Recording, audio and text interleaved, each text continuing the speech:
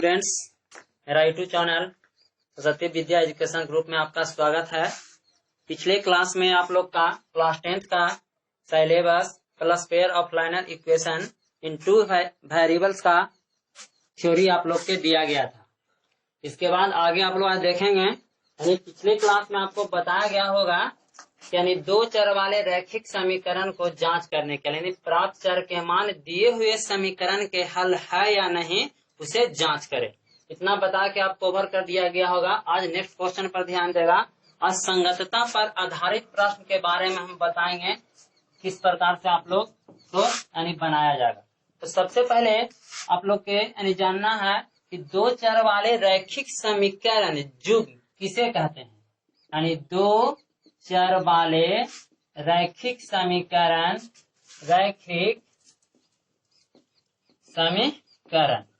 यानी इसको हम लिख सकते हैं यानी दो चर वाले दो रैखिक समीकरण को यदि एक साथ लिया जाए तो उसे दो चर वाले रैखिक समीकरण कहते हैं। दो चर वाले रैखिक समीकरण के युग्म कहते हैं, जिसका व्यापक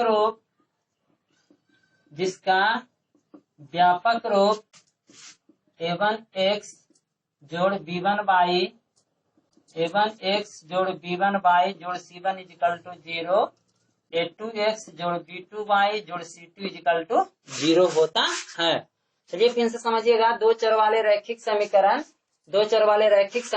के युग्म, दो चर वाले रैखिक समीकरण के युग्म यानी इसका डिफिनेशन लिखा गया कि दो चर वाले दो रैखिक समीकरण को यदि एक साथ लिया जाए तो उसे दो चर वाले रैखिक समीकरण के युग्म कहते हैं, जिसका व्यापक रूप a1x plus b1y plus c1 = 0 a2x b2y c2 = क्या होता है 0। अब इस पर आपको ऑब्जेक्टिव क्वेश्चन संगतता पर आधारित प्रश्न आपको समझना है। इस पर कम से कम 3-4 नंबर का ऑब्जेक्टिव जरूर पूछेगा कि नीचे दिए हुए समीकरण संगत है या असंगत, विरोधी है या अविरोधी। इस प्रकार से जांच करने के लिए आता है कि या इसका ग्राफीय निरूपण किस प्रकार से होगा, प्रतिच्छेदी होगा, संपाती होगा। उसके लिए कंडीशन आपको हम बताने जा रहे हैं, ध्यान से समझिएगा। सबसे पहले लिखते हैं संगतता पर आधारित प्रश्न यानी दो चर वाले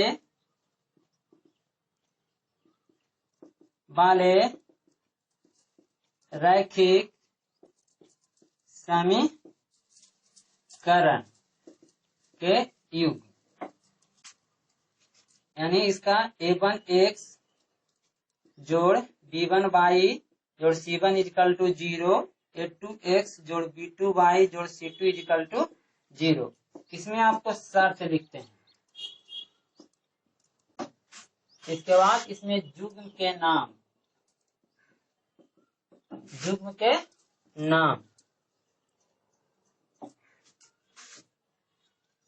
हल के संख्या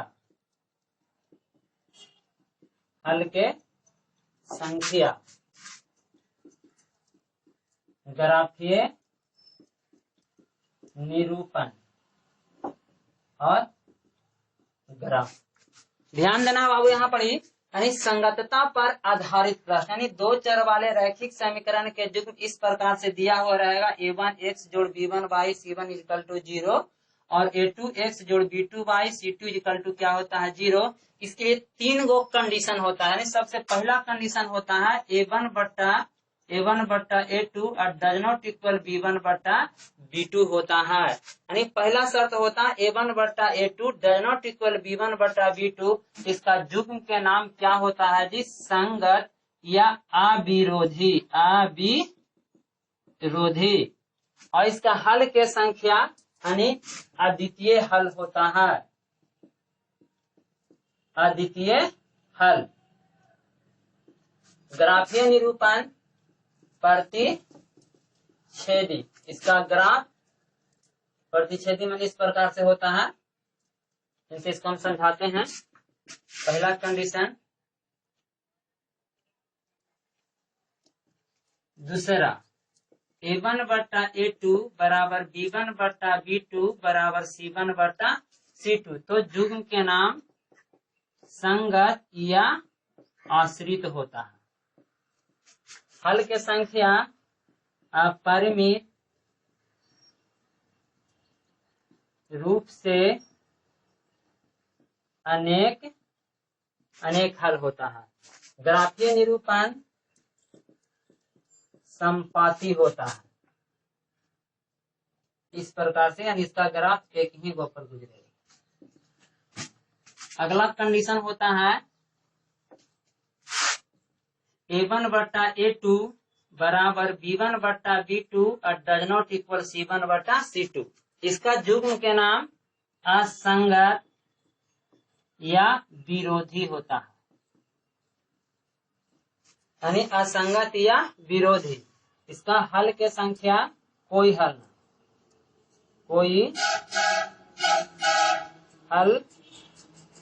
नहीं होता है। इसका ग्राफीय निरूपण होता है समांतर। इसका ग्राफ इस प्रकार से गुजरेगा, ऐसे और ऐसे। तो चलते हैं फिर से एक बार आपको समझ लेते हैं। यानी संगतता पर आधारित प्रतिस्पर्धा विशेष करके सामान्य ऑब्जेक्टिव हर हालत में 2 या 3 नंबर कदम टच करना ही करना है। सबसे पहले आपको कंडीशन याद रखना है कि यदि कंडीशन A1 बट्टा A2 और B1 बट्टा B2 होते हैं, यदि कंडीशन A1 बट्टा A2 और B1 बट्टा B2 होते हैं, तो याद रखना उसका जुग्म के नाम क्या होगा, संगत होगा या अविरोधी। वो आपको पूछने पर डिपेंड करता है। आपको एक क्वेश्चन पूछेगा, एग्जाम्पल इस प्रकार से आगे हम बताते हैं। याद रहे इतना का रूप का यदि कंडीशन होता है, पूछेगा कि संगत है कि असंगत, तो जवाब देना है संगत। या दूसरी भाषा में पूछ सकता है, यानी इस प्रकार से 2 गो समीकरण आपको दे देगा, बताएगा कि दिए हुए समीकरण का जुग्म के नाम विरोधी होगा, अविरोधी होगा और आश्रित होगा। तो पहले शर्त आपको बना लेना है कि A1 बट्टा A2 और B1 बट्टा यानी A1 बट्टा A2 और डज नॉट इक्वल B1 बट्टा B2 के रूप का यदि शर्त होता है तो जुग्म के नाम यानी क्या होगा, अविरोधी कह सकते हो या तो तुम संगत कह सकते हो। और हल के संख्या अद्वितीय हल के माने कि एक हल होता है। और ग्राफीय निरूपण क्या होता है, प्रतिच्छेद। इसका हर हालत में ग्राफ एक दूसरे को क्या होना चाहिए, कटना चाहिए। अगर नहीं कट रहा तो समझना कि यानी मेरा ग्राफ गलत गुजर रहा। यानी ग्राफ बनाते समय पहले कंडीशन आपको ये देख लेना है कि इस रूप का यदि मेरा इक्वेशन है तो उसको हर हालत में ग्राफ गुजरना चाहिए, यानी प्रतिच्छेदी, और उसका ग्राफ कटना चाहिए। दूसरा देखना है कि A1 बट्टा A2 बराबर B1 बट्टा B2 बराबर C1 बट्टा C2 होते हैं, तो इसका जुग्म के नाम क्या होता है, संगत होता है या तो आश्रित होता है। चाहे तो संगत कह सकते हो या आश्रित कह सकते हो। और हल के संख्या अपरिमित रूप से अनेक हल होते हैं। और इसका ग्राफीय निरूपण यानी संपाती होता है। इसका ग्राफ संपाती का अर्थ होता है कि दोनों जो समीकरण होते हैं उसका ग्राफ एक ही पर गुजरता है। पहला इक्वेशन का ग्राफ अगर इस पर गुजर रहा है तो दूसरा के भी ग्राफ इसी पर गुजरेगा। उसी को हम क्या कहते हैं, संपाती कहते हैं। तीसरा कंडीशन आपको समझना है, A1 बट्टा A2 बराबर B1 बट्टा B2 और डज नॉट इक्वल C1 बट्टा C2 होते हैं, तो उसका जुग्म के नाम क्या होगा, असंगत होगा या तो विरोधी कह सकते हो। तो पूछने पर डिपेंड करेगा। संगत और असंगत में पूछेगा तो कहना कि असंगत होगा, विरोधी या विरोधी आश्रित में पूछेगा तो कहना कि विरोधी होगा। हल के संख्या पूछेगा कोई हल नहीं होगा, यानी ग्राफीय निरूपण पूछेगा समांतर होगा। चलिए इतना सारे स्टूडेंट को क्लियर हो गया। कोई दिक्कत, अगर दिक्कत होगा तो कमेंट करके आप लोग बताएंगे।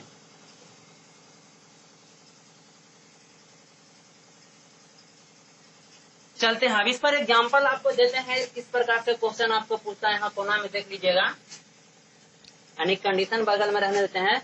मानते हैं सपोजर क्वेश्चन पूछता है कि 2x plus 3y plus 4 equal to 0, अब 3x plus 4y plus 5 equal to 0 पूछेगा कि दिए हुए समीकरण का जुग्म के नाम क्या होगा, संगत होगा या असंगत।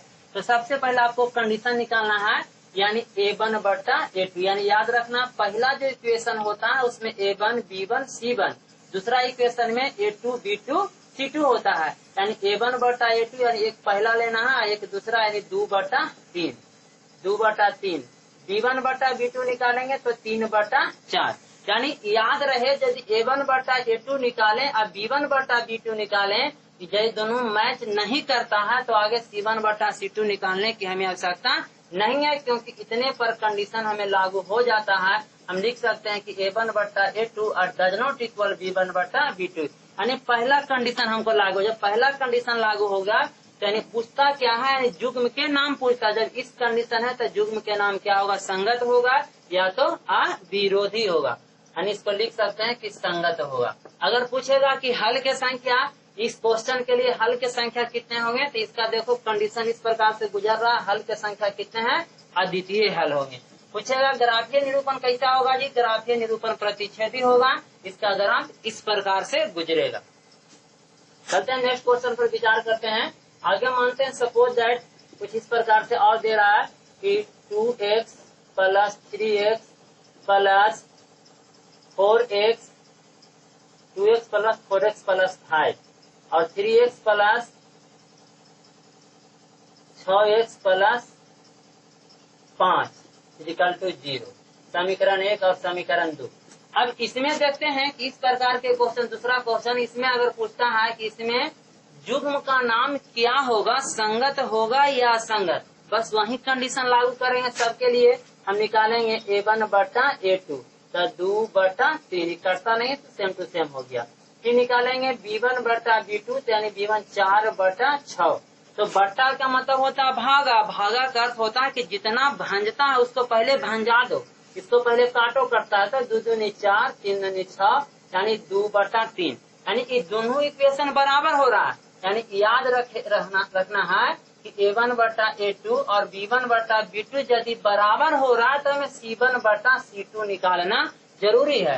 तो अब C1 बटा C2 निकालेंगे तो कितना हो गया, 5/5, यानी कट के 1 हो गया, यानी 2 को बराबर किया, पहला 2/3, दूसरा 2/3 और तीसरा पहुंची है 1, यानी कंडीशन बन रहा है बाबू, यानी A1 बटा A2 और बराबर B1 बटा B2 और डज नॉट इक्वल C1 बटा C2। अब देखना है कि जब इस प्रकार के कंडीशन हमें बन रही है, किस में लागू हो रहा है, तीसरा नंबर में लागू हो रहा है।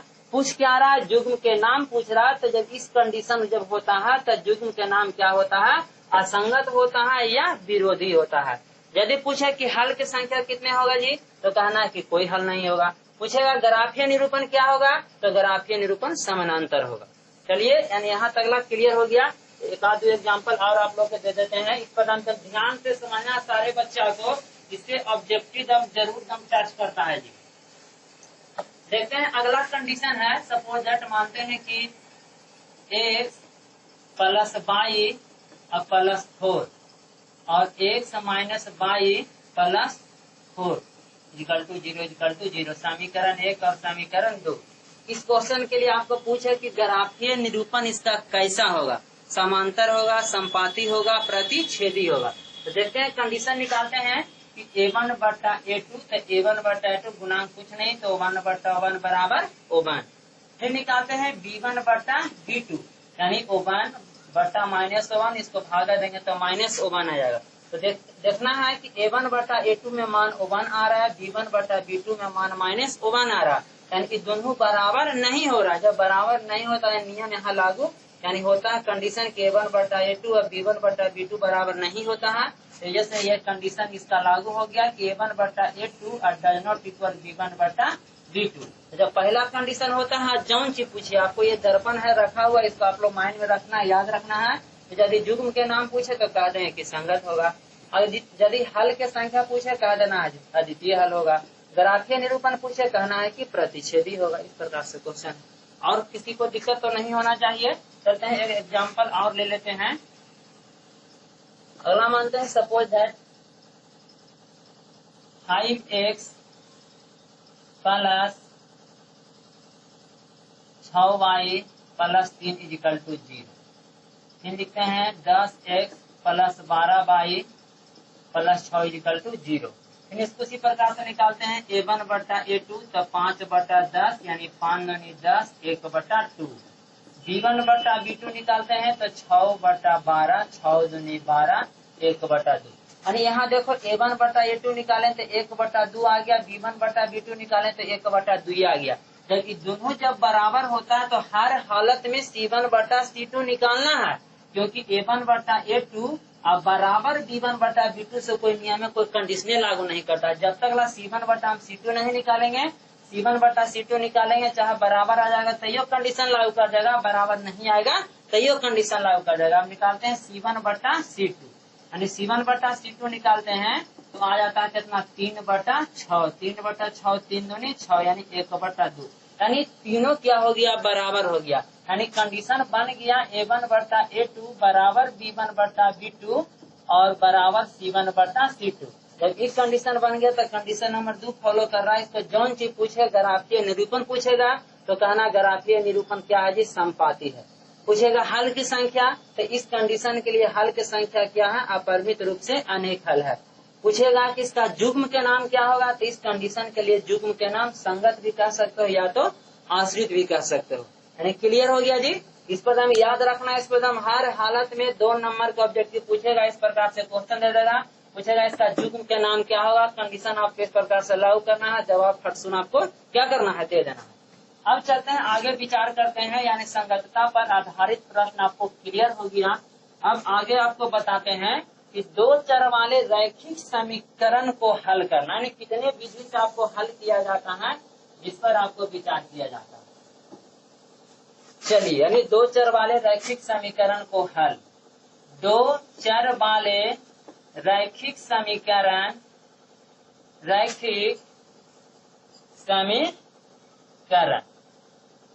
को हल करना, यानी 2 चर वाले रैखिक समीकरण को हल करना। तो अब यहाँ ध्यान देते हैं, इसका हल निम्न क्रिया द्वारा करते हैं, यानी हल निम्नलिखित विधि के द्वारा करते हैं। हल निम्न विधि के द्वारा करते हैं। पहला है ग्राफीय निरूपण, ग्राफीय विधि। दूसरा है विलोपन विधि या लुप्तीकरण विधि, लुप्तीकरण विधि। तीसरा है प्रतिस्थापन विधि। चौथा है तुलनात्मक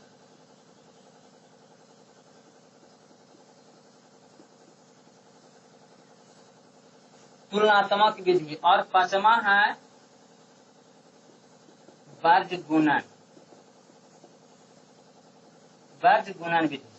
यानी चलिए, यानी फिर से आपको समझना, 2 चर वाले रैखिक समीकरण को हल करना, यानी 2 चर वाले रैखिक समीकरण को हल हम निम्न विधि के द्वारा करते हैं। सबसे पहला होता है ग्राफीय विधि, दूसरा होता है विलोपन विधि या इसका दूसरा नाम है लुप्तीकरण विधि, तीसरा होता है प्रतिस्थापन विधि और चौथा होता है तुलनात्मक विधि और पांचवा होता है वर्गगुणन विधि। ऐसे और भी विधि यूज होता है, लेकिन क्लास 10th में इतना ही विधि आपको पूछता है, यानी ये 5 विधि पूछता है। पहला ग्राफीय विधि से आपको हल कर सकते हो, विलोपन विधि से भी हल कर सकते हो, प्रतिस्थापन विधि से, तुलनात्मक विधि से और वर्गगुणन विधि से।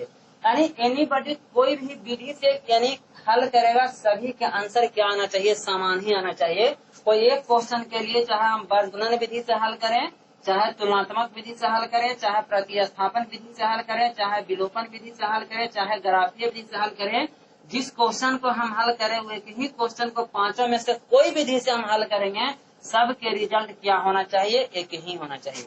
अब चलते हैं 5 से बारी बारी से हम विचार करते हैं। यानी ग्राफीय विधि, सबसे पहले आपको हम बताते हैं ग्राफीय विधि से दिए हुए समीकरण को हल कर।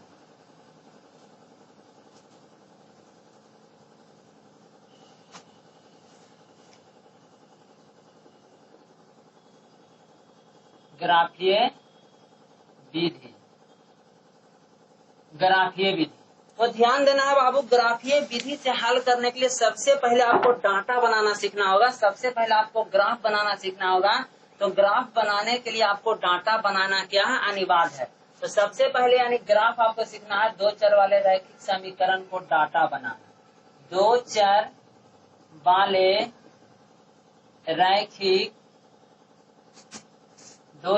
रैखिक समीकरण को डाटा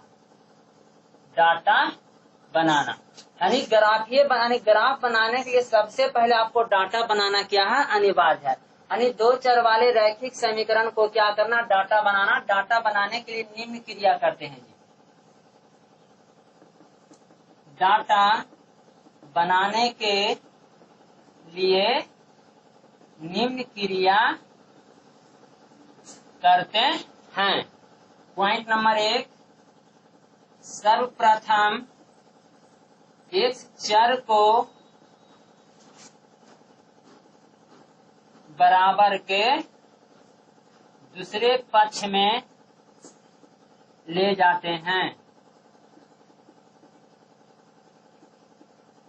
दूसरा, इसके बाद बाई चर के गुणांक को इकाई कर लेते हैं। तीसरा, इसके बाद छात्र अपनी स्वेच्छा से अपनी इच्छा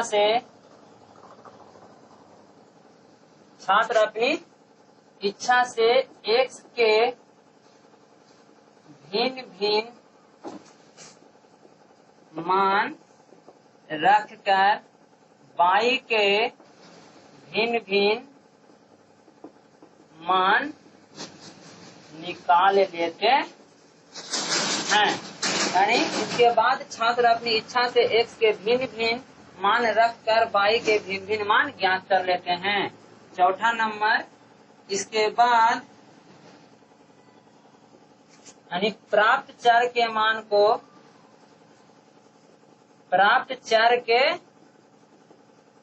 को इसके बाद प्राप्त चर के मान को यानी दो स्तंभों के बीच अंकित कर लेते हैं। दो स्तंभों के बीच अंकित कर लेते हैं, जिससे डाटा बनकर तैयार हो जाता है। चलिए फिर से आपको समझना है। आपको लिखा हुआ है कि दो चर वाले रैखिक समीकरण को डाटा बनाना। डाटा बनाने के लिए निम्न क्रिया करते हैं। सर्वप्रथम एक चर को बराबर के दूसरे पक्ष में ले जाते हैं। दूसरा, इसके बाद बाई चर के गुणांक को इकाई कर लेते हैं। इसके बाद छात्र अपनी इच्छा से x के भिन्न भिन्न मान रखकर y के भिन्न भिन्न मान ज्ञात कर लेते हैं। इसके बाद प्राप्त चर के मान को दो स्तंभों के बीच अंकित कर लेते हैं, जिससे डाटा बनकर तैयार हो जाता। थोड़ा सा आपको ध्यान देना। देखिए, हम नियम लिखे हैं कि सर्वप्रथम एक चर को बराबर के दूसरे पक्ष में ले जाते हैं। देखिए, ऐसा कोई हम खास नियम नहीं कहता है कि हम एक ही चर को ले जाएंगे। हम बाई चर को भी बराबर के दूसरे पक्ष में ले जा सकते हैं। यदि ध्यान यही रखना है कि बराबर के दूसरे पक्ष में यदि बाई चर को हम मान को ले जाते हैं, तो अपनी इच्छा से जो वैल्यू रखेंगे वो पहले बाई का मान रखेंगे और x का मान निकलेगा। यदि हम बराबर के दूसरे पक्ष में यदि x चर को हम ले जाते हैं, तो अपनी इच्छा से x के भिन्न भिन्न मान रखकर y के भिन्न भिन्न मान ज्ञात करते हैं। यानी आपको एक कंडीशन देखना है, यहाँ पर इक्वेशन को देखना है कि किस चर को हमें ले जाने में ज्यादा सुविधा हो रहा है। एक चर को ले जाने में सुविधा हो रहा है या बाई चर को ले जाने में सुविधा हो रहा है, तो आपको कंडीशन देखना है। देखिए, इस पर एक एग्जांपल आपको बता देते हैं। देखिए, मानते हैं सपोज दैट, जगह तो नहीं है, इसको मैं डाल देते हैं, यहाँ लिखते हैं।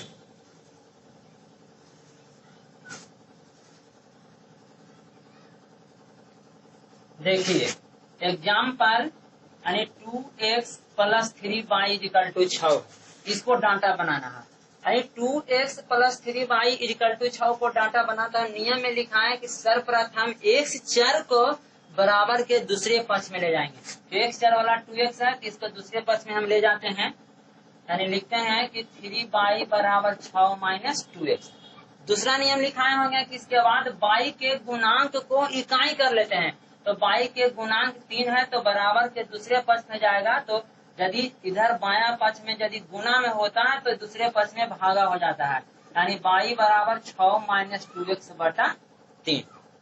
अब देखना तीसरा नियम लिखाए होंगे कि इसके बाद छात्र अपनी स्वेच्छा से x के भिन्न भिन्न मान रखकर y के भिन्न भिन्न मान ज्ञात कर लेते हैं। यानी भिन्न भिन्न मान मतलब कितना भी मान भी धर सकते हो। इससे सिंपल मान धरना कि इसको y के मान भी सिंपल है, ग्राफ बनाने में आपको आसान हो जाएगा। जितना भी मान धरिएगा 10, 20, 80, 90, 100, 50 लाख जितना धरिएगा उतना पर यानी ग्राफ गुजर जाएगा, उससे कोई दिक्कत नहीं है। लेकिन आपको ध्यान रखना है कि ऐसा मान धरना है, ऐसा कोई पूर्णांक राशि धरना है कि जिससे यानी y का भी वैल्यू निकले जो पूर्ण यानी ही राशि निकले, है ना। इन्हें कि बट्टा में आ जाए, बट्टा में आ जाएगा तो भी इसका वैल्यू बनेगा, ऐसा बात नहीं है कि नहीं बनेगा। लेकिन आपको कठिनाई होगा, इसलिए दिमाग में आपको पहले ही सोचना है कि x के वैल्यू कितना। तो सबसे पहले मानते हैं सपोज दैट हम 0 रख कर देखते हैं कि पूरा y के आता है, पूर्णांक आता है कि नहीं। तो x के मान 0 धरेंगे तो y बराबर, इसको मन में कैलकुलेट करो, x के मान यहाँ हम 0 धर दिए तो 2 में 0 से गुना करेंगे तो ये वाला एलिमेंट्स 0 हो जाएगा। और 6 में से अगर हम 0 घटाएंगे तो 6 में से 0 घटाएंगे 6 ही बचेगा। तो 6 अब बटा 3 यानी 6 बटा 3 यानी 3 दूनी 6, यानी x के मान 0 धरेंगे तो y बराबर क्या हो जाएगा बाबू, 2 हो जाएगा। दूसरा, कम से कम 2 मान रखना एकदम अनिवार्य है। दूसरा अगर मानते हैं सपोज दैट कि x के मान 3 धर दो, तो x के मान यदि हम 3 धरते हैं तो 3 दूनी 6 और 6 में से 6 घटेगा 0 और 0 बटा 3 यानी 0 बटा 3 बराबर 0, यानी x के मान 3 तो y का मान क्या हो गया, 0। यही डाटा बनकर तैयार हो गया। इसको 2 स्तंभों में अंकित कर दो, x हो गया, y हो गया और x और y हो गया। पहला x के वैल्यू 0 रखा है तो y का मान क्या हो गया, 2 यानी 0 और 2। दूसरा मान हम क्या रखते हैं, x के मान 3 रखते हैं, x के मान 3 तो y का मान क्या आया है, 0 आ गया। यहाँ पर 3 और 0, यही तुम लोग के डाटा बनकर क्या हो गया, तैयार हो गया। चलिए 1-2 एग्जाम्पल आप लोग के और दे देते हैं। इसके बाद आज आपको क्लास इतना ही ओवर किया जाएगा, नेक्स्ट क्लास अगले वीडियो में बताया जाएगा। चलते हैं, अगला क्वेश्चन है 2x प्लस y बराबर 4। 2x प्लस y बराबर 4, तो इसमें भी x वाला को ही ले जाने में ज्यादा फायदा से y वाला को भी ले जा सकते हैं। अब तो हम पहले ही बता चुके हैं कि 2 चर होती है, इसको नाम है 2 चर वाले रैखिक समीकरण। तो 2 चर वाले रैखिक समीकरण, तो इसमें चर की संख्या हर हालत में यानी क्या रहेगा, 2 रहना क्या है, अनिवार्य है। तो लिखा है कि y बराबर 4 माइनस 2x। अब y के गुणांक ऑलरेडी पहले से यहाँ इकाई है, जब इकाई है तो इकाई करने की आवश्यकता हमें नहीं है। अब x के मान खाली भिन्न भिन्न धर देंगे, यानी x बराबर धरेंगे 0 तो y बराबर यानी x के मान 0 धरेंगे, 2 में 0 से गुना करेंगे 0 होगा, 4 में से 0 को हम घटाएंगे तो 4 में से 0 को घटाएंगे तो 4 ही बचेगा। दूसरा x का मान कुछ धर दो, 1 धर दो, 2 धर दो, 3 धर, जो भी धरो, लेकिन ऐसा धरो कि यानी वाला अगला यानी x का मान धरे तो y के एलिमेंट 0 हो जाएगा। ऐसे कुछ भी धर सकता है, 1 भी धर सकता है। x का मान 1 हो गया तो y का मान कितना हो जाएगा, यहाँ 1 धरेगा तो 2 में 1 से गुना करेंगे 2 और 4 में से 2 घटेगा, कितना हो जाएगा 2। यानी फिर से पहला वैल्यू x के मान 0, तो x के मान 0 धरे तो हल करने पर y का मान क्या आया, 4। दूसरा x के मान 1, यहाँ 1 धरेंगे तो 2 में 1 से गुना करेंगे 2 और 4 में से 2 घटेगा 2, यानी x के मान 1 धरेंगे तो y का मान क्या होगा जी, 2। ही डाटा करने को हो गया, x हो गया, y हो गया और x और y हो गया। x के मान 0 धरे तो y का मान 4, यहाँ 0 और 4। x के मान फिर 1 धरे तो y का मान क्या हो गया, 2, 1 और 2। इस प्रकार से डाटा बनता है। जितना भी समीकरण है, एक समीकरण और रहेगा, उस समीकरण के भी डाटा नीचे बनाना है, समीकरण एक और समीकरण 2 से चलता है। एक एग्जांपल आप लोग के और बताते हैं, इसके बाद आगे हम बढ़ेंगे।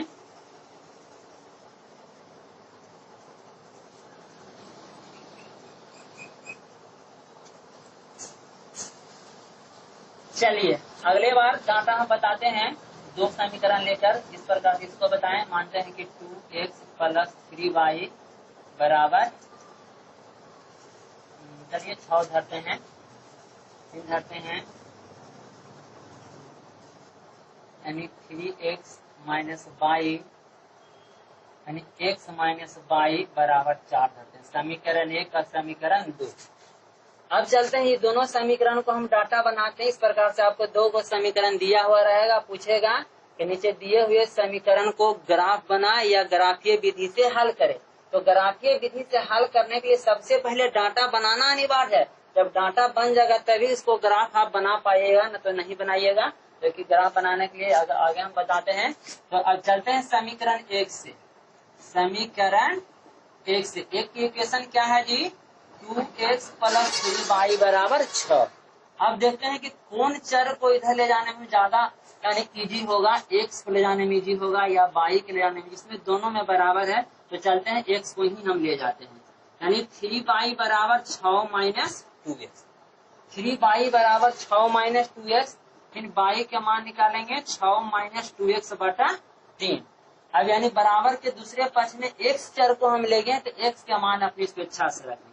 x के मान 0, तो y बराबर कितना हो जाएगा? यानी 3 दूनी 6 2 हो जाएगा। x के मान धर दो, कुछ और धर दो, यानी 1 धरते हैं। अगर 1 धरते हैं तो 2 में 1 से गुना करेंगे तो 2, और 6 में से 2 घटेगा, तो यानी 6 में से 2 घटेगा 4, यानी 4 बटा 3 आएगा।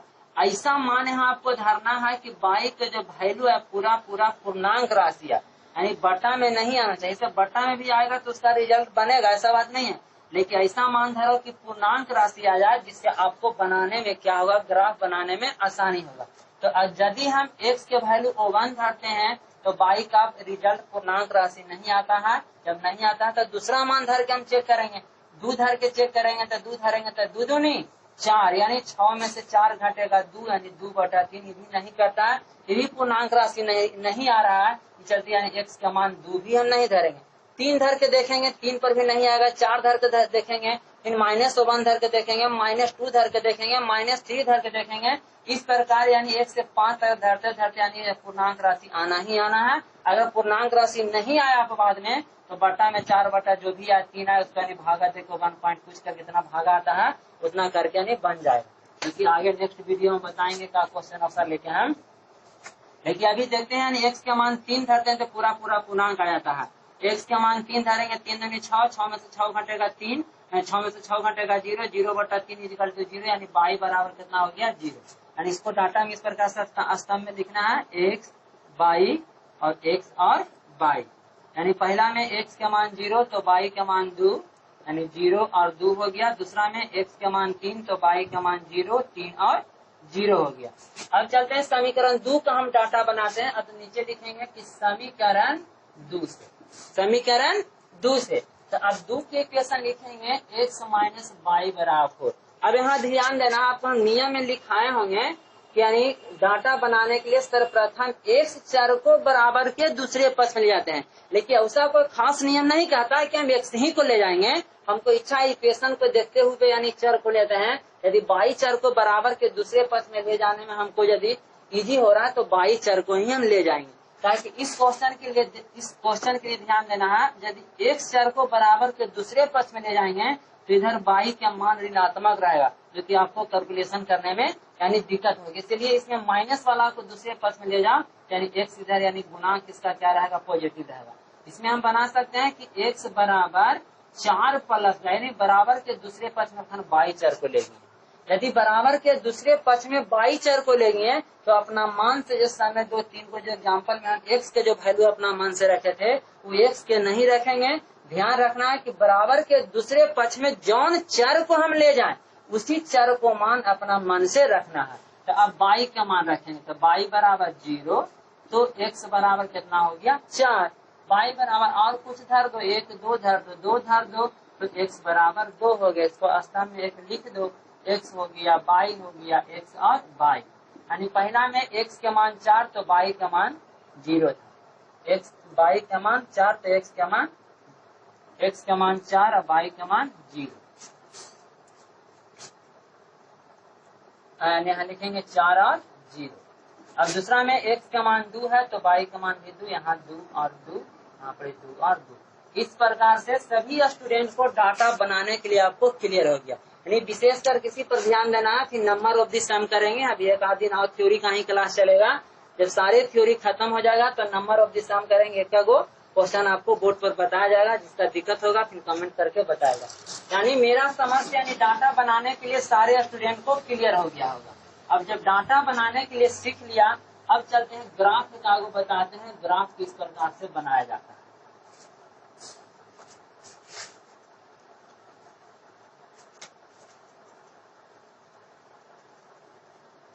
ग्राफ बनाना, इसमें भी नियम लिखाते हैं। ग्राफ बनाने के लिए निम्न क्रिया करते हैं। निम्न क्रिया करते हैं। पहला, सर्वप्रथम ग्राफ के पन्ने पर दो सरल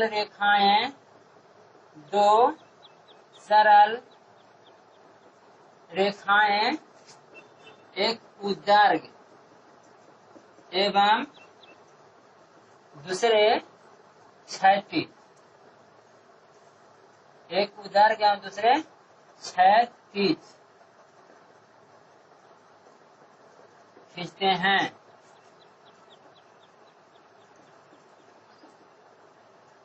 जिसे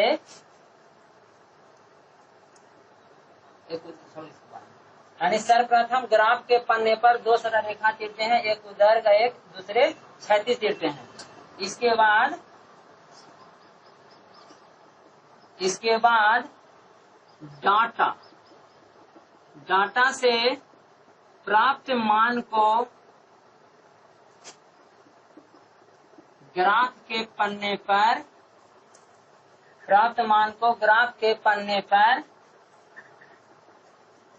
अंकित करते हैं। पन्ने पर अंकित करते हैं। ग्राफ के पन्ने पर अंकित करते हैं। ग्राफ के पन्ने पर अंकित करते हैं। तीसरा नंबर, इसके बाद स्केल के सहायता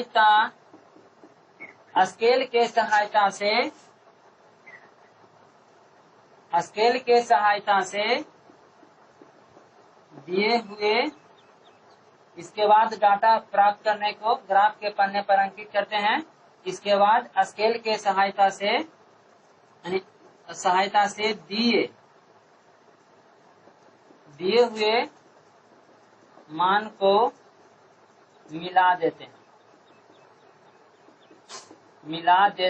हैं, जिससे ग्राफ बनकर तैयार हो जाता है। फिर से आपको समझना है। इसके बाद स्केल के सहायता से दिए हुए मान को, यानी जो यहाँ पे जो डाटा से आपको जो मान अंकित करिएगा उस मान को क्या करना, स्केल की सहायता से मिला देना है, जिससे यानी ग्राफ बनकर तैयार हो जाएगा। चलते हैं इसका एग्जाम्पल आपको देख लेते हैं किस प्रकार से है क्वेश्चन देखकर। यानी एग्जाम्पल है, यानी x प्लस y बराबर 4, 2x प्लस y बराबर 6, समीकरण 1 और समीकरण 2 यानी नीचे दिए हुए क्वेश्चन को ग्राफ बनाने के लिए क्या है, तो ग्राफ बनाने के लिए सबसे पहले आपको डाटा बनाना है, जो ऑलरेडी अभी आपको बताएं। तो डाटा बनाने के लिए दोनों समीकरण को सबसे पहले आपको डाटा बना लेना है। तो डाटा बनाने के लिए हम क्या करेंगे, लिखेंगे समीकरण 1 से, यानी x प्लस y बराबर 4। अब यानी कोई एक चर को दूसरे पक्ष में ले जाएंगे, लिखेंगे y बराबर 4 माइनस x, तो x का मान अपनी इच्छा से रखेंगे। x बराबर 0 तो y बराबर 4, x बराबर धर देंगे 4 तो y बराबर कितना हो गया 0। अब लिखेंगे समीकरण 2 से, यानी डाटा ये बनकर तैयार हो गया। समीकरण 2 से, तो समीकरण 2 से लिखेंगे, यानी 2x प्लस y बराबर 6, y बराबर 6 माइनस 2x y बराबर 6 माइनस 2 जिसका गुणांक तो इकाई है। अब x का मान अपना मन से धरो, x का मान धर दो 0, तो y बराबर कितना हो जाएगा 6। दूसरा में x का मान कुछ धर दो 2 धर दो, तो y बराबर 2 दूनी 4 और 6 में से 4 घटेगा तो भी 2 आ। अब इसको क्या करेंगे, ग्राफ के पन्ना पर दो सरल रेखाएं इस प्रकार से हम खींचेंगे। ग्राफ के पन्ना पर दो सरल रेखाएं इस प्रकार से खींचेंगे। जो एक होता है x, इधर x डैश, यहाँ पर y, नीचे y डैश। जहां आपस में कटता है उसको हम मूल बिंदु कहते हैं, जिसका नियामक 0 0 होता है। क्योंकि कोऑर्डिनेट ज्योमेट्री हम बताएंगे तब नियामक के बारे में बताएंगे, अब यहाँ उसको ध्यान नहीं देना है। यानी दो उदर रेखा तीर है, एक तीर यानी क्षैतिज या दूसरा कोई उदर, यानी ये मूल बिंदु से दाहिने और प्लस अंक को इंडिकेट करता है, मूल बिंदु से बाएं और माइनस अंक को इंडिकेट करता है। मूल बिंदु से ऊपर प्लस अंक को इंडिकेट करता है, मूल बिंदु से नीचे माइनस अंक को इंडिकेट करता है। इधर x और x डैश, y और y डैश। तो अब ध्यान देना है कि आपको डाटा में सबसे ज्यादा अंक पूर्णांक कहाँ तक है, उतना ही मान इसमें क्या करना, अंकित करना। उसे 1 या 2 ज्यादा लेना है, कम नहीं लेना है। तो अब देखते हैं, सबसे ज्यादा मान इसमें 4 है, इसमें 6 कम से कम लेना है। यानी x बराबर 1 2 3 4 5 6, 1 2 3 4 5 6। इधर भी ले सकते हो, देखिए माइनस वाला अंक यहाँ नहीं है तो इधर न भी ले सकता है, तुम्हारा इच्छा है तो ले भी सकते हो, न तो नहीं। एक इधर लेना अनिवार्य, ऊपर की ओर 6 ले लो। 1 2, इस बराबर दूरी पर होना चाहिए, बराबर अंतराल में। इन्हें कि कितना अंतराल में लेना, दूसरा इतना अंतराल में लेना, तो आपको ग्राफ गलत गुजरेगा।